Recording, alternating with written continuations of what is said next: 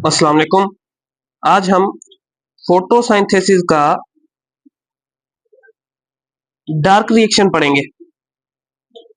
कल हमने light reaction की बेसिक्स और उसको अच्छी तरह हमने डिटेल के अंदर पढ़ लिया था। आज हम डार्क रिएक्शन को बिल्कुल डिटेल के अंदर पढ़ेंगे। देखें अभी डार्क रिएक्शन के ना मैं आपको चंद नाम बता दूं। भाई डार्क रिएक्शन को हम कहते हैं लाइट इंडिपेंडेंट इंडिपेंडेंट रिएक्शन, ठीक है। इसी को हम कहते हैं डार्क रिएक्शन। इसी को हम कहते हैं kelvin Benson cycle. Kelvin Benson cycle, ये बात आपने याद रखनी है। इसी को हम कहते हैं reductive pentose phosphate cycle. Reductive pentose phosphate cycle. इसी को हम कहते हैं C3 साइकिल, ठीक है। ये सारे नाम किसके हैं? डार्क रिएक्शन के। और ये क्यों है ये मैं आपको बताता हूं। देखें अभी बात सुने। भाई फोटोसिंथेसिस का अमल जो था, ये फोटोसिंथेसिस के अंदर दो रिएक्शन होते थे। एक हमारे पास होता था लाइट रिएक्शन, भाई हमने देखा था डिटेल के अंदर। एक होता था डार्क रिएक्शन, ये आज हम देखेंगे इंशाल्लाह डिटेल के अंदर। ये दोनों रिएक्शन होते किधर है? फोटोसिंथेसिस होती किधर है? भाई ये होती उन जानदार के अंदर है जो अपना खाना खुद बनाते हैं, यानी ऑटोट्रोफ। ऑटोट्रोफ के अंदर ऐसा कौन सा ऑर्गेनेल है सेल के अंदर जो फोटोसिंथेसिस का अमल करता है? हमें पता है क्लोरोप्लास्ट, ठीक है। अभी ये जो क्लोरोप्लास्ट होता है, ये याद रख लो, ये हमारे पास डबल मेम्ब्रेन बाउंडेड ऑर्गेनेल होता है। क्लोरोप्लास्ट को हम एनर्जी कन्वर्टिंग ऑर्गेनेल भी कहते हैं। क्लोरोप्लास्ट को हम सेमी ऑटोनोमस एंडोसिम्बायोटिक ऑर्गेनेल भी कह रहे होते हैं, ठीक है। ये क्यों कहते हैं हमने पिछले लेक्चर के अंदर अच्छी तरह इसको डिटेल में पढ़ लिया है। अब ये क्लोरोप्लास्ट है। अब ये क्लोरोप्लास्ट का ये जो रीजन होता था, ये हमारे पास क्या होता था? थाइलाकॉइड वाला। इसे हम क्या कहते थे? थाइलाकॉइड। इन सारों को मिला के हम क्या कहते थे? ग्रेनम। और ग्रेनम के अंदर लाइट रिएक्शन होता था। इसके अंदर होता क्या था कि ये जो सनलाइट है, इसकी रोशनी जब पड़ती थी थाइलाकॉइड पर, एक से दूसरे, दूसरे से तीसरे, यानी कि आखिरी थाइलाकॉइड तक जब पहुंचती थी, तो ये लाइट रिएक्शन के अंदर ये जो लाइट एनर्जी थी, ये किस में कन्वर्ट हो जाती थी? केमिकल एनर्जी के अंदर। लाइट एनर्जी किस में कन्वर्ट हो जाती थी? हमारे पास केमिकल केमिकल एनर्जी के अंदर ये क्या हो जाती थी? कन्वर्ट हो जाती थी। और इस केमिकल एनर्जी को हम क्या कहते थे? एटीपी और NADPH+H, याद होगा आपको। अब ये एटीपी और NADPH+H किसके अंदर काम आएंगे? दूसरा कौन सा रिएक्शन है हमारे पास? Dark reaction. ये किधर होता है? स्ट्रोमा के अंदर। इसके अंदर होता क्या है कि हमारे पास एक होता है कार्बन डाइऑक्साइड, दूसरा क्या होता है हमारे पास? वाटर। ये किधर मौजूद होते हैं? स्ट्रोमा के अंदर। अब क्या होता है कि ये जो लाइट एनर्जी केमिकल एनर्जी के अंदर कन्वर्ट हो गई है, एटीपी और NADPH+H, ये किधर जाते हैं? स्ट्रोमा के अंदर। अब ये क्या करते हैं? इस एनर्जी को यूज करके, एटीपी और NADPH+H की एनर्जी को यूज करके, कार्बन डाइऑक्साइड और वाटर आपस में बॉन्डिंग बनाकर किस में कन्वर्ट हो जाते हैं? ग्लूकोज में। किस में कन्वर्ट हो जाते हैं? ग्लूकोज में। अच्छा, इसी को हम क्या कहते हैं? Dark reaction. डार्क रिएक्शन किधर होता है हमारे पास? याद रखने, डार्क रिएक्शन होते हैं स्ट्रोमा के अंदर। किधर होते हैं? स्ट्रोमा के अंदर। डार्क रिएक्शन का प्रोडक्ट हमारे पास क्या होता है? ग्लूकोज। डार्क रिएक्शन के नाम मैंने आपको लिखा दिए। लाइट इंडिपेंडेंट रिएक्शन क्यों कहते हैं? क्योंकि इसके अंदर डायरेक्ट लाइट यूज नहीं हो रही, इसके अंदर डायरेक्ट लाइट एनर्जी यूज नहीं हो रही। कौन सी एनर्जी यूज हो रही है? केमिकल एनर्जी यूज हो रही है। केल्विन बेंसन साइकिल क्यों कहते हैं? क्योंकि इसको केल्विन नामी साइंटिस्ट ने क्या किया था? एक्सप्लेन किया था। रिडक्टिव पेंटोज फास्फेट साइकिल क्यों कहते हैं? क्योंकि इसका पहला जो रिएक्टेंट होता है वो पेंटोज शुगर होता है, ठीक है। C3 साइकिल क्यों कहते हैं? जो इसका फर्स्ट हमारे पास एक प्रोडक्ट जो बन रहा होता है, वो 3 कार्बन वाला बनता है रिएक्शन के अंदर। मैं आपको समझाता हूँ ये केल्विन साइकिल कैसी होती है। मैं आपको इधर थोड़ा सा इसको डिटेल के अंदर हम देखते हैं, और इसको थोड़ा सा आपने ध्यान से क्या करना है? सुनना है, ठीक है। चले भाई, हमारे पास अब हम किसको पढ़ेंगे? केल्विन साइकिल को। बहुत ज्यादा इजी है, बहुत ज्यादा क्या है हमारे पास? ये इजी है, ठीक है। भाई इधर हम इसको क्या करते हैं? पढ़ते हैं। भाई Calvin cycle,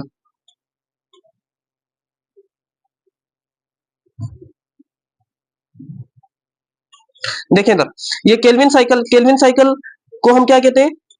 dark reaction, light independent reaction, जो मैंने ऊपर लिखवाया है आपको, रिडक्टिव पेंटोज फास्फेट साइकिल, ठीक है। और हमारे पास क्या होती है, kelvin Benson cycle, C3 cycle. अब ये कैसे, मैं आपको थोड़ा सा, आपने इधर डिटेल के अंदर बातें सुननी है।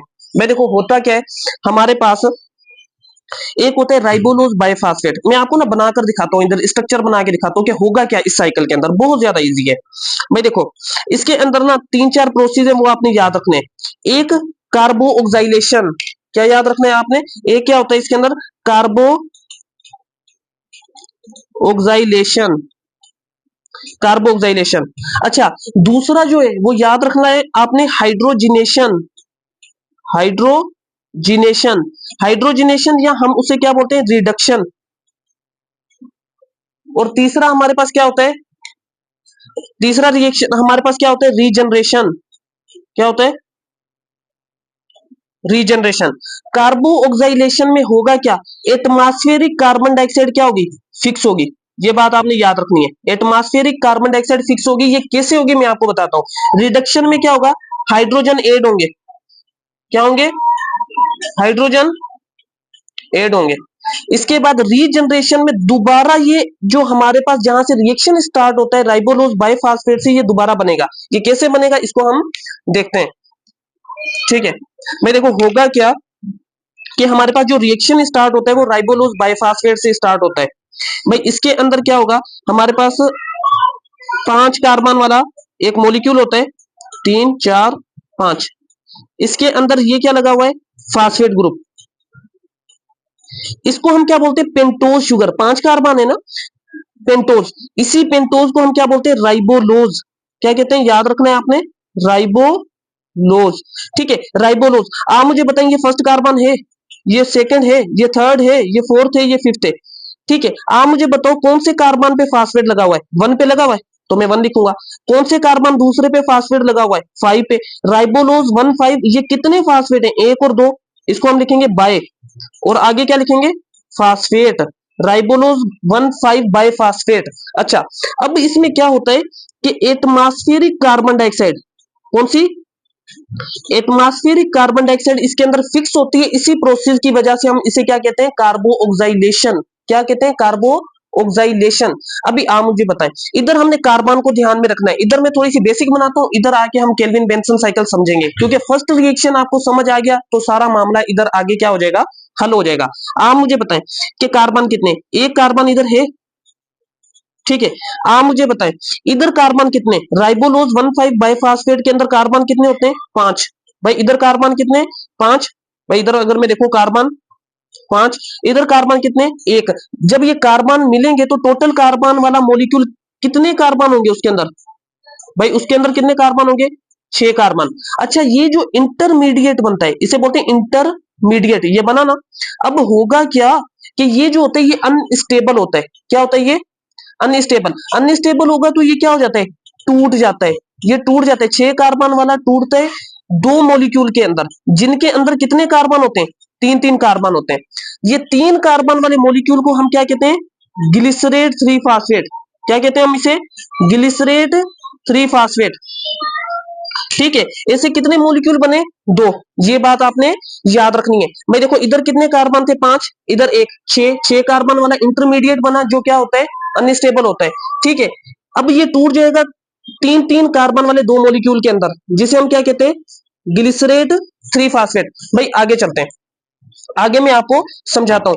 अगर मैं कहूं कि इधर एक मॉलिक्यूल था राइबोलोज 1 5 बाइफॉस्फेट का, और एक कार्बन डाइऑक्साइड थी, तो कितने कार्बन वाला मॉलिक्यूल बना, 6 कार्बन वाला इंटरमीडिएट बना, जो क्या होता है हमारे पास, अनस्टेबल होता है, जो टूट जाते हैं 3 3 कार्बन वाले 2 मॉलिक्यूल के अंदर।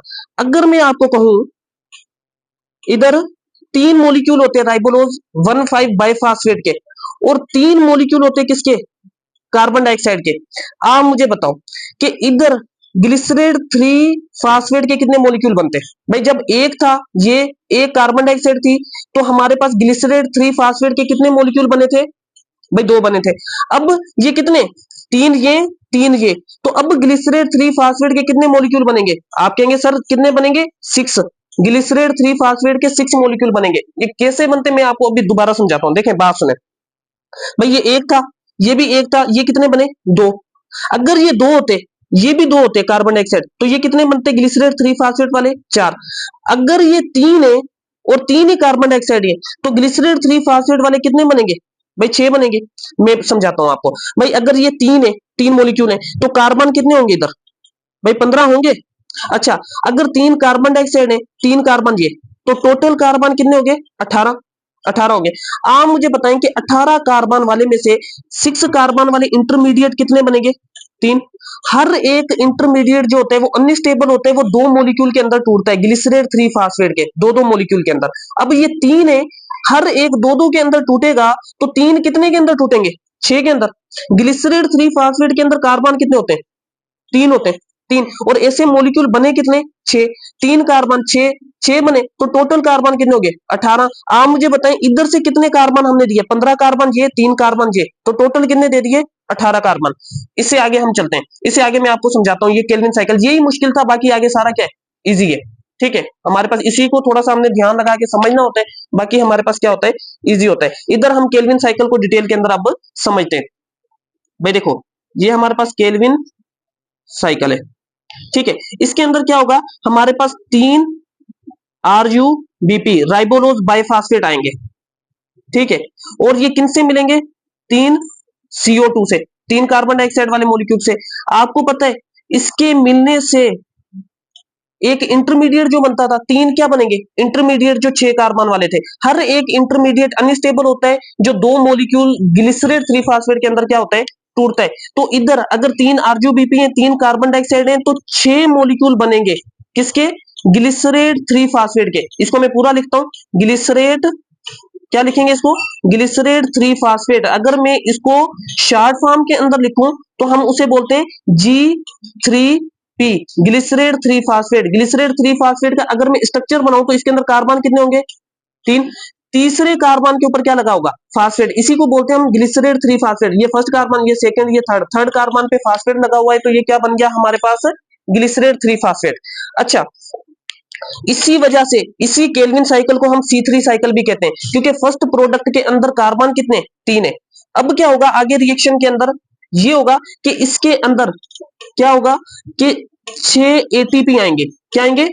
6 ATP। ग्लिसरॉल 3 फास्फेट के कितने मॉलिक्यूल बने? 6। इधर क्या आएंगे? 6 ATP।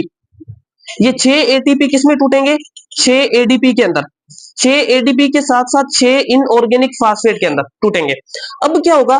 ये 6 ग्लिसरॉल 3 फास्फेट है ना, इन 6 को क्या मिलेंगे? 6 इनऑर्गेनिक फास्फेट। यानी कि अगर मैं कहूं कि ये ग्लिसरॉल 3 फास्फेट था ना, हर एक ग्लिसरॉल 3 फास्फेट को एक एक फास्फेट मिलेगा। अब ये किसके अंदर कन्वर्ट हो जाएंगे? याद रख लो कि ये कन्वर्ट हो जाएंगे ग्लिसरेट 1,3 बाइफास्फेट के अंदर। मैं आपको समझाता हूं भाई, ये ग्लिसरेट 3 फास्फेट था, इसके फास्फेट के ऊपर क्या था? तीसरे कार्बन के ऊपर फास्फेट लगा हुआ था, जिसे हम ग्लिसरेट 3 फास्फेट कहते थे। ऐसे मॉलिक्यूल कितने थे? 6। हमने देखा कि ग्लिसरेट 3 फास्फेट से आगे जब रिएक्शन होता है तो 6 एटीपी टूटते हैं किसमें? 6 एडीपी में और 6 इनऑर्गेनिक फास्फेट में। अब क्या होगा? ये ग्लिसरेट 3 फास्फेट, हर एक ग्लिसरेट 3 फास्फेट को एक फास्फेट मिलेगा। अब इसको एक फास्फेट जब मिलेगा, कौन सा कार्बन इसका फारिग है? भाई फर्स्ट कार्बन। ये फर्स्ट कार्बन के ऊपर फास्फेट लगेगा। ऐसे कितने मॉलिक्यूल हैं ग्लिसरेट 3 फास्फेट के? 6 ही फास्फेट हैं। इन 6 ग्लिसरेट 3 फास्फेट के मॉलिक्यूल को हर एक को एक एक फास्फेट मिलेगा और फर्स्ट कार्बन पे लगेगा। अभी आप मुझे बताइए, फर्स्ट कार्बन पे फास्फेट लगा और ये थर्ड कार्बन पे फास्फेट लगा हुआ है, तो ये किस में कन्वर्ट हो जाएगा? ग्लिसरेट 1 के ऊपर और 3। ये ग्लिसरेट है या नहीं है? भाई आप मुझे बताइए, ये ग्लिसरेट है? ग्लिसरेट।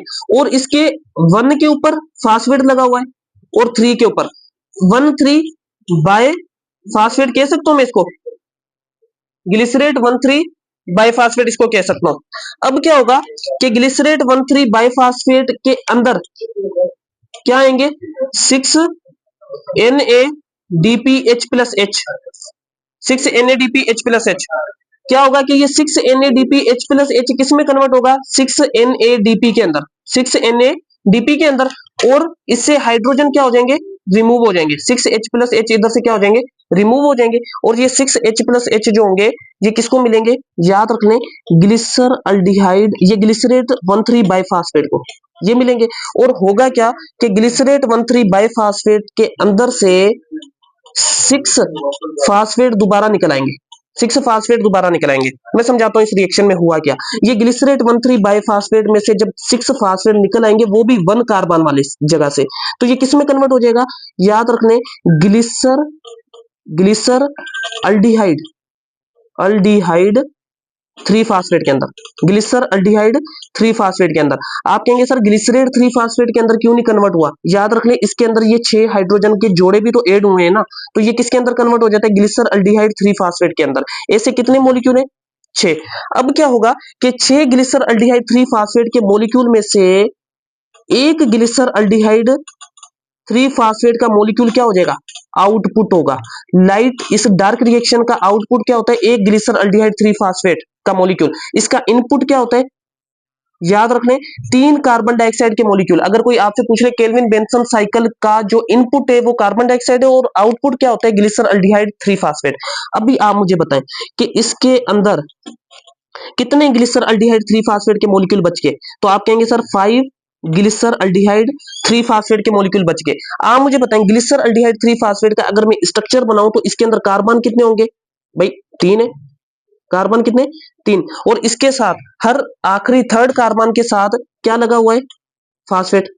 भाई लगा हुआ है या नहीं लगा हुआ, लगा हुआ है, तो इसे हम कह रहे हैं ग्लिसर अल्डिहाइड 3 फास्फेट। ऐसे कितने मॉलिक्यूल है, 5। अब हमने क्या करना है, इस ग्लिसर अल्डिहाइड 3 फास्फेट से दोबारा क्या बनाना है, आरयूबीपी, राइबोलोज बाइफास्फेट। और राइबोलोज बाइफास्फेट के अंदर अगर मैं स्ट्रक्चर बनाऊं तो इसके अंदर कार्बन कितने होते थे, 5, और फर्स्ट पे और फिफ्थ कार्बन के ऊपर क्या लगा होता था, फास्फेट ग्रुप। फर्स्ट पे और फिफ्थ पे, ये सेकंड, ये थर्ड, ये फोर्थ, फिफ्थ कार्बन के ऊपर क्या लगा होता था हमारे पास, फास्फेट।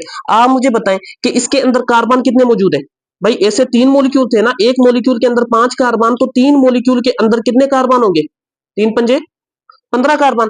अभी आप मुझे बताएं ग्लिसर अल्डिहाइड 3 फास्फेट के मॉलिक्यूल कितने, 5, और इनके अंदर कार्बन कितने, 3, तो 5 को जरब करूं 3 से तो इधर भी कितने कार्बन, 15। अच्छा अब हम फास्फेट देख लेते हैं। आप मुझे बताएं ग्लिसर अल्डिहाइड, ये आरजीबीपी राइबोलोज बाइफास्फेट के एक मॉलिक्यूल के अंदर फास्फेट कितने, 2, 3 मॉलिक्यूल के अंदर फास्फेट कितने होंगे, 6।